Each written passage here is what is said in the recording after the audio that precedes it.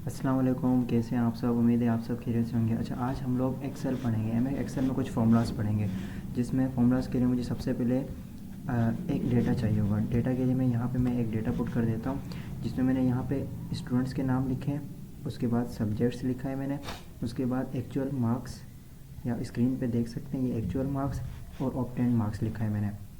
अच्छा, उसके बाद हम लोग क्या करेंगे, इसको हम लोग थोड़ा बड़ा कर देते हैं। उसके बाद हम लोग क्या करेंगे, जैसे कि एक्चुअल मार्क्स लिखे हैं 100, 200, 300, 400, 500 टोटल मार्क्स हैं। ठीक है, अब सबसे पहले मैं फॉर्मूला यहाँ पे निकालूंगा सम का, कि हमें ऐड करना है कि टोटल मार्क्स आखिर कितने बनते हैं। ठीक है, इक्वल्स टू SUM, सम का फॉर्मूला ये है, जिसमें आप देख सकते हैं कि मैं इन सबको करूँगा सिलेक्ट। मैंने सबको सिलेक्ट किया और ब्रैकेट कर दी बंद, ब्रैकेट क्लोज हो गई, तो ये हमारे पास टोटल मार्क्स आ गए। ठीक है, ये मैंने यहाँ लिख दिया सम, ये सम का फॉर्मूला था। उसके बाद मैं लिखता हूँ एवरेज। ठीक है, अब मैं एवरेज का फॉर्मूला लगाता हूँ यहाँ पे, इक्वल्स टू AVERAGE। ये देखें, ये एवरेज का फॉर्मूला, इसके दोबारा से मैंने सबको सिलेक्ट कर दिया और मैंने ब्रैकेट कर दी बंद, ये हमारे पास एवरेज आ गई। उसके बाद मैं लिखता हूँ मिनिमम। मिनिमम के लिए MIN लिखा मैंने। ठीक है, ये मिनिमम का फॉर्मूला, सबको सिलेक्ट किया, मिनिमम वैल्यू हमारे पास इक्वल्स टू 33 मिनिमम वैल्यू आ गई। उसके बाद मैक्सिमम वैल्यू, मैक्सिमम के लिए इक्वल टू MAX, मैक्स। ठीक है, ये मैक्स लिखा हमने और दोबारा से सबको सिलेक्ट किया और ब्रैकेट क्लोज कर दी, तो ये मैक्सिमम वैल्यू 33 हमारे पास मिनिमम वैल्यू थी और 81 हमारे पास हाईएस्ट मैक्सिमम वैल्यू है। अच्छा, उसके बाद हम लोग इसकी निकालेंगे रिज़ल्ट। रिज़ल्ट कैसे, पास या फेल। ठीक है, मैं यहाँ पर लिखता हूँ पास्ट या फिर फेल लिख दिया मैंने। ठीक है, पास या फेल मैंने लिख दिया। अब मैं इनको, अब पास या फेल का हम लोग लगाएंगे यहाँ पे फॉर्मूला। कैसे फॉर्मूला लगाएंगे हम लोग, वो आप देख सकते हैं। सबसे पहले इक्वल्स टू इफ़ का फॉर्मूला लगेगा। अब यहाँ पे मैंने लिख दिया कि इफ़, फिर मैंने ऑब्टेन्ड मार्क्स लिए, सही है, 77 ऑब्टेन्ड मार्क्स लिए मैंने, ये 77 ऑब्टेन्ड मार्क्स लिए, ग्रेटर देन इक्वल्स टू 40। 40 में इसलिए लिख रहा हूँ क्योंकि अगर 40 से कम मार्क्स होंगे तो वो हो जाएगा फेल, अगर 40 से ज़्यादा होंगे या 40 होंगे तो वो पास। और इक्वल्स ग्रेटर देन मैंने इसीलिए लगाया है क्योंकि ग्रेटर देन से 40 वाला भी पास हो, अगर मैं ग्रेटर देन ना लगाऊँ तो 40 वाला भी फेल हो जाएगा। ठीक है, फिर कोमा लगाया, उसके बाद में लिखता हूँ PASSED, पास्ट। ठीक है, पास्ट के बाद दोबारा से कोमा लगा दिया और फेल, ये फेल्ड का मैंने लिख दिया फेल्ड। ठीक है, फिर ब्रैकेट क्लोज, अब मैंने कर दिया इंटर।